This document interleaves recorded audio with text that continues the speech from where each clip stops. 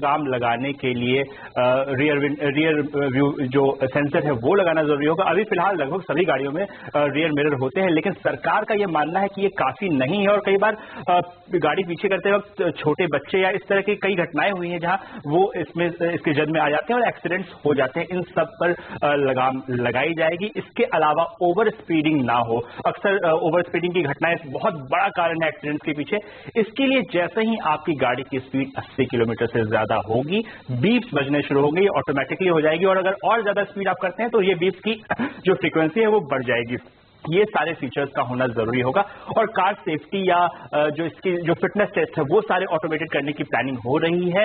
अगले कुछ दिनों के अंदर इस बारे में नोटिफिकेशन आ जाएगा। सरकार कार कंपनियों से बात कर रही है ताकि ये जो पीरियड है, इस पीरियड में जो गाड़ियां मैन्युफैक्चर हो उनमें ये सारे फीचर्स हो। इसका ये मतलब भी है कि आपकी गाड़ी थोड़ी महंगी हो सकती है, लेकिन सरकार का मानना है जिस बड़ी संख्या में एक्सीडेंट्स यहाँ हो रहे हैं भारत में, उनमें ये फीचर्स का होना बहुत जरूरी है, भले ही गाड़ी थोड़ी महंगी हो जाए। जी रोहन, और इस मसले पर और ज्यादा बातचीत करने के लिए हमारे साथ अब जुड़ गए हैं कार नेशन ऑटो के सीएमडी जगदीश खट्टर साहब। खट्टर साहब, बहुत स्वागत है आपका। तो भारतीय कारों में खासतौर पर जो छोटी कारें हैं, छोटी या जो 4-5 लाख 6 लाख रुपए तक में आती हैं, उनमें एयरबैग्स हो या फिर पार्किंग सेंसर्स हो, ऐसी सुविधाएं नहीं होती हैं। अब जब ये कंपलसरी कर दिया जाएगा तो आपको लगता है कि जो सड़क हादसे हैं उनमें वाकई कमी आएगी, जो जाने जाती हैं उनको हम बचा पाएंगे? देखिए, सड़कों पे एक्सीडेंट हो रहे हैं, बढ़ रहे हैं, हिंदुस्तान सबसे ज्यादा है, इसके लिए हमें बहुत ही दुख है।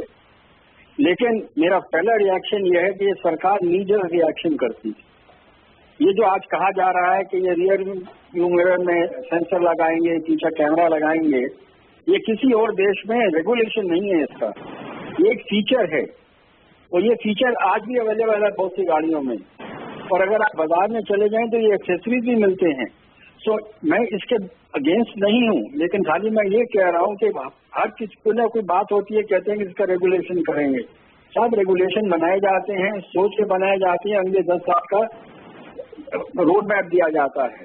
ये लगाना चाहते हैं तो कर दें, 1.5-2.5 साल लगेंगे इंडस्ट्री को करने के लिए, लेकिन इससे ज्यादा फायदा नहीं होगा। इतने ज्यादा इम्पोर्टेंट मुद्दे हैं एक्सीडेंट के लिए, गाड़ियों की सेफ्टी के लिए सर्टिफिकेशन एनुअल चाहिए, बाकी चीजें कहीं है वो कुछ नहीं हो रहा है। ऐसी ऐसी चीजें ली जा रही हैं जिससे हमें लोगों को लगेगा कि हो रहा है और इंडस्ट्री करेगी, पर मेरे ख्याल में एंड में उतना फर्क नहीं पड़ेगा।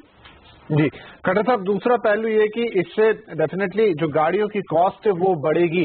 आप तो जो ग्राहक हैं आज भी कई बार वो सिर्फ इन फीचर्स की कटौती के चलते कि थोड़ी कीमत कम हो जाए, वो ऐसी गाड़ियां नहीं लेते हैं जिसमें आता भी है, क्योंकि ऑप्शन मौजूद है। एयरबैग के बिना ले लीजिए तो 10,000 कम होंगे, पार्किंग सेंसर्स के बिना ले लीजिए तो और 5,000 कम हो जाएंगे। तो क्या लोगों की सोच को भी थोड़ा बदलना जरूरी होगा?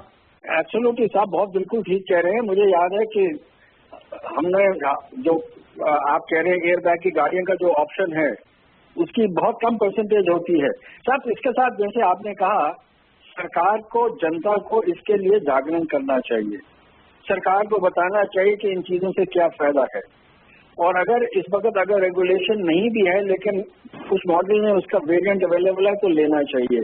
आई think we need more of education, we need more of enforcement, we need less of regulation. Yes, regulation आगे करेंगे, लेकिन बाकी दो चीजों से अगर हटेंगे, एनफोर्समेंट पुअर होगा, एजुकेशन नहीं होगा, तो फर्क नहीं पड़ेगा साथ। जी जगदीश साहब, बहुत शुक्रिया हमसे बातचीत करने के लिए। तो जगदीश खट्टर कहते हुए कि एक तो लोगों को थोड़ा एजुकेट करना होगा, उनको थोड़ा जागरूक बनाना होगा रोड सेफ्टी के लिए, किस तरह की गाड़ियां बोले, और दूसरा उनका कहना है कि रेगुलेशन से बचिए, स्टैंडर्ड सेट कीजिए लेकिन रेगुलेट करने से बचिए। बहरहाल रोड सेफ्टी में ये कुछ नई चीजें होने जा रही है। लेकिन रोड सेफ्टी के बाद अब बात कर लेते हैं एयर सेफ्टी की। दुनिया भर में बैटरी फटने की शिकायत आने के बाद डीजीसीए ने गैलेक्सी नोट 7 के फ्लाइट में इस्तेमाल पर रोक लगा दी है। ना तो आप इस फोन को चेक इन बैगेज में ले जा सकते हो, ना ही फ्लाइट में ऑन कर सकते हैं। यहां तक कि चार्जिंग की सुविधा भी आपको नहीं मिलेगी। दरअसल दुनिया भर में अब तक फोन की बैटरी फटने की 55 शिकायतें आ चुकी हैं। सैमसंग ने इस फोन की बिक्री फिलहाल रोक दी है। कल ही ऑस्ट्रेलिया की 3 कंपनियों ने सैमसंग नोट 7 के विमान के अंदर इस्तेमाल पर रोक लगा दी थी। आपकी सुरक्षा के बाद आप बात आपके घर